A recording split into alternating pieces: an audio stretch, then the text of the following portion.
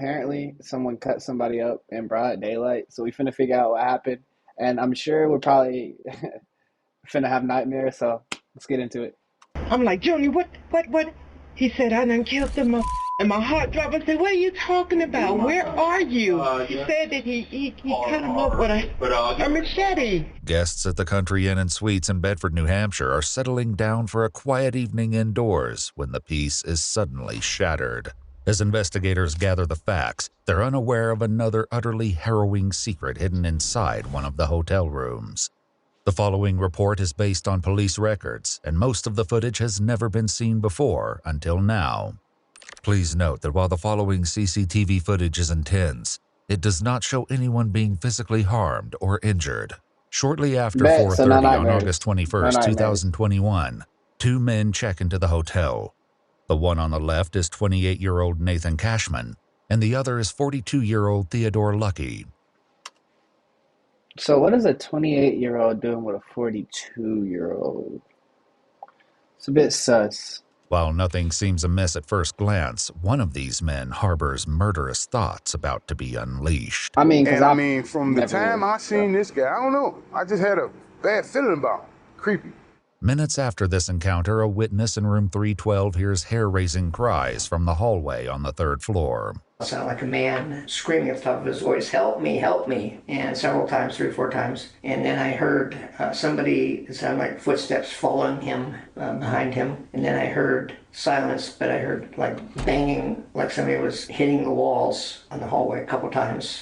Then it was silent. And this is all things that you heard? Damn, that shit sounds like Did you some Law see and Order anything? shit. No, I was not going to open the door. Okay. Although most witnesses stayed inside their rooms to avoid the danger, the Oh, hotel God. security Why camera captured. Why would I go outside my hotel? Look, I'm calling the cops, and I did my work. You know what I'm saying? Once I know all the action is over with, then I go and, see if I can help or whatever.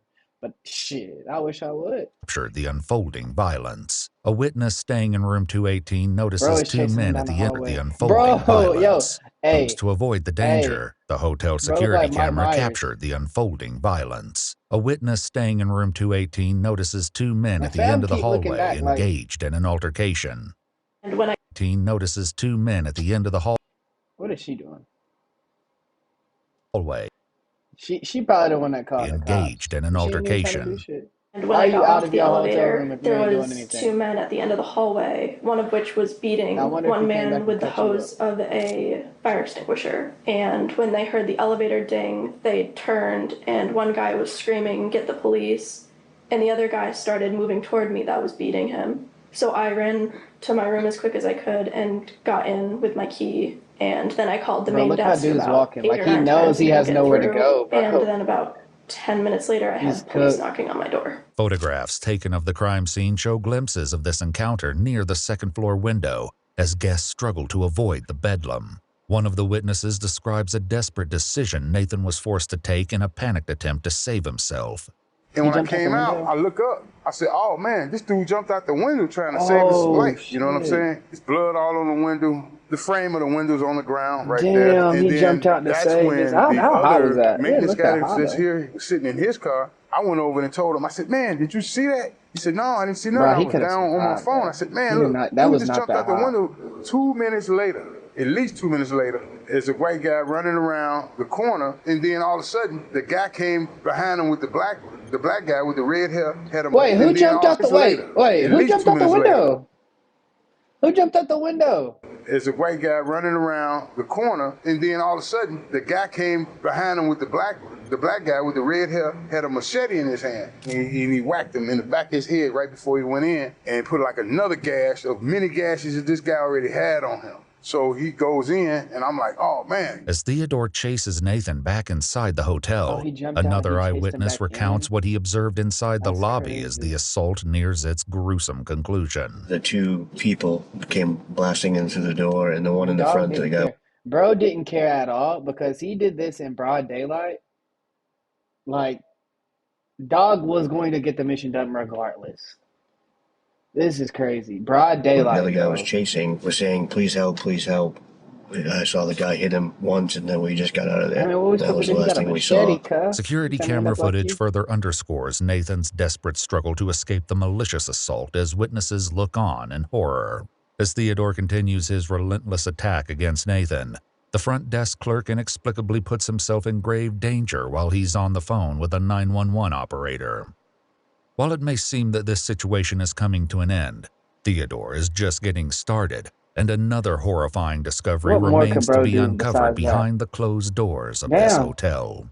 This horrifying attack in the lobby lasted almost 4 minutes, but it'll take investigators much longer to uncover the So he reasons just gonna let him behind sit there such and a call the cruel cops? assault. 12 minutes later, the medical team arrives to check on Nathan. Paramedics note a deep laceration across Nathan's neck, suggesting that his throat had been slit, and declare his death. Unsurprisingly, a medical examiner will later note in the autopsy report that Nathan died from multiple chop wounds of the head, neck, and Damn. body. As Theodore flees the crime scene, Bro, officers are really? unaware that That they're shit's about to receive crazy. a lead from an unlikely location over 250 miles away. What's going on?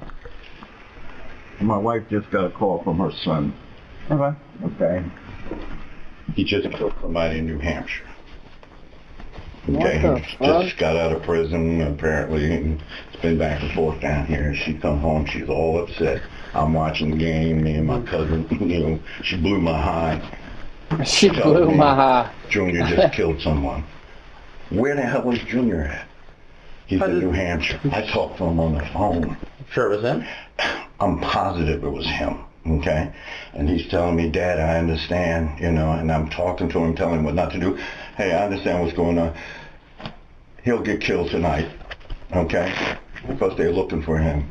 More officers from the Asbury Park Police Department in New Jersey You arrive on doing the it to your scene, and parents, Theodore's man. mother, Vivian Look at his Brown, mama, relays man. vital information. That shit is sad, call bro. from my son. He was hysterical. He was cussing, and my son don't cuss around me. He's like, Mom, you was f***ing right. You was f***ing right. I'm like, Junior, what? He said, I done killed the mother. That And my shit heart is- dropped. I said, what are you talking about? Where are you? He said that he Hey, y'all criminals need to think about y'all's parents before y'all commit these fucking crimes, bro. cut him up with a machete at some hotel or somewhere. And I was like, where are you? Where are you? He said, I'm in New Hampshire. I don't know where I'm at. I said, well, whose car are you driving?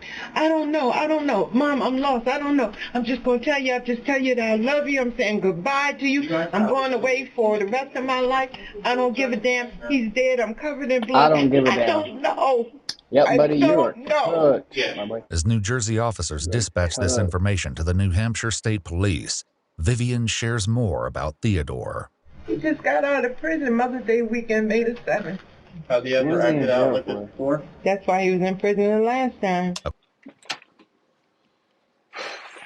We gotta stop letting these violent ass criminals out of jail. Listen, one time I'm at work and this dude told me one of his best friends had like killed this girl in our city or whatever. I might react to that shit actually, but I was like, damn, they find him. He was like, yeah, and I was like, damn, well, shit, they ain't throw the book at him.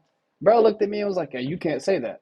I was like, bro, fuck him and fuck whatever he got going on. He killed somebody. Like, what are you talking about? Everything I thought about, bro, or whoever, dog, I do not care. You took somebody's life. That's crazy. To me, that's like the most ultimate crime you can do. You know what I'm saying? Take somebody's life. So you do the crime, you do the time, my boy. According to online reports, Theodore was convicted of sexually assaulting a 13-year-old minor in 2004. How did and he in get out of jail? 2012, he pled guilty to 2 counts of kidnapping and served a What? portion of his sentence in What's the going Northern on? New Hampshire Correctional Facility, The United States Justice System. where he met Nathan. Do you know anyone by a Nate or a He Nathan? just got out of prison, too. Okay. Evidently, they were lovers in prison. Shocked by what their son has just admitted to doing, Vivian has reached her emotional limit with Theodore. I understand. I'm not. Honey, as long as he's alive, that's all that matters. Okay? When he took that boy's life, he should have took his right along with it. That's the way I feel about it. You don't go around here killing nobody. I don't care what they do to you. Exactly. You don't take nobody's life. I understand that, You don't honey. do that. I just don't want him to die of a beer. He should have took his life right along with it. If he I wanted to take understand somebody's that, life, he honey. should have took it. Theodore's parents and the officers don't know yet that this is only a part of the crime he committed that day. Soon, a call comes in that changes the entire dynamic of the situation inside the apartment. Hello? He turned himself in. He's getting ready to walk in. Junior? Yes, Mom. Why, baby? Why? I love you, Mom.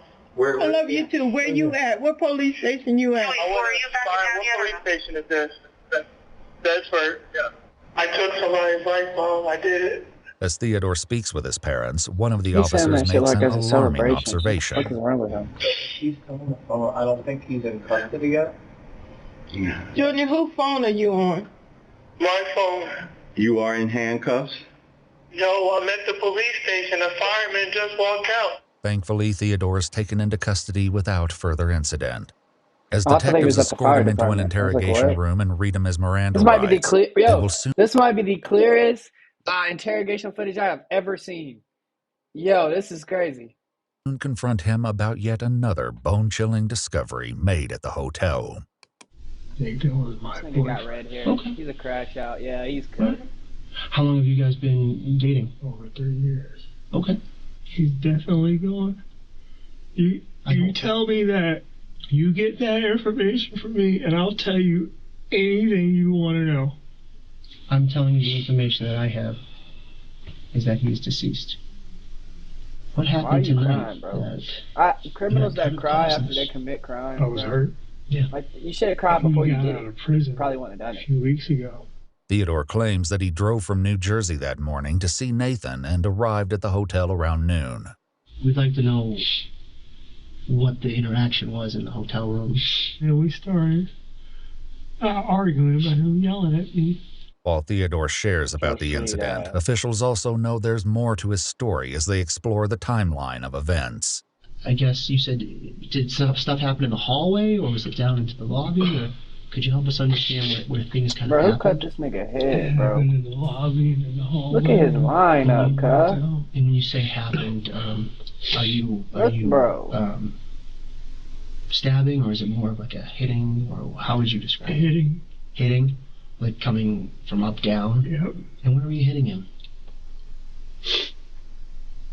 Everywhere. Okay. Crime scene photographs show the bloody machete Theodore used in the slaughter. But shockingly, Nathan was not the only victim that day. While officers were interviewing witnesses at the hotel, they discovered shocking security footage showing Theodore checking into the hotel earlier that day with 60-year-old David Hanford. But David didn't know that he was walking into a nightmare. What would really help us is there another person? Who's this other person? Later reports state that David is Theodore's ex-boyfriend and has known him for decades. Theodore later claimed that David believed they were at the hotel for a romantic weekend and knew nothing about his plans for Nathan. Who's the other gentleman that you were asking about? Is he... Dave. Dave? Okay. Where was Dave? In the room. So Dave was also in the room? In another room. Oh, okay. Right, did he come up with you from New Jersey? Bro's a player, bro. Sweet ass. Okay. As officers started clearing the crime scene, they received information that there may be a second victim. As they cleared the hotel's third floor, they knocked and received no response from one of the rooms. Upon opening the door, officers found David completely incapacitated. So you're in the hotel with Dave, and he is, how is he, he's bound to like the bed or tied to the bed? Yeah. Okay. And did he do that sort of voluntarily, or was that something that you decided to do?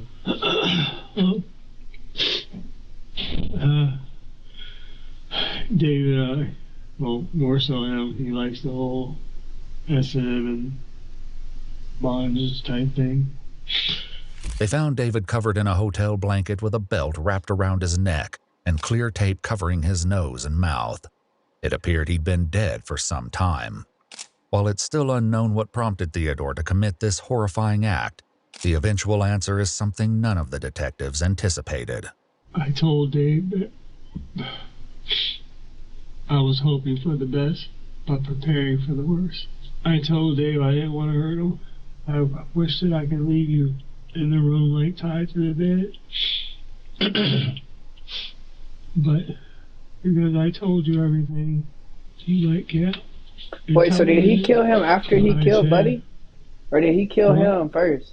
Because he just said after I told you everything, as if like he already knew. You didn't want him to get out. No. You mentioned you didn't want him to say what you had said about Nathan. Yep.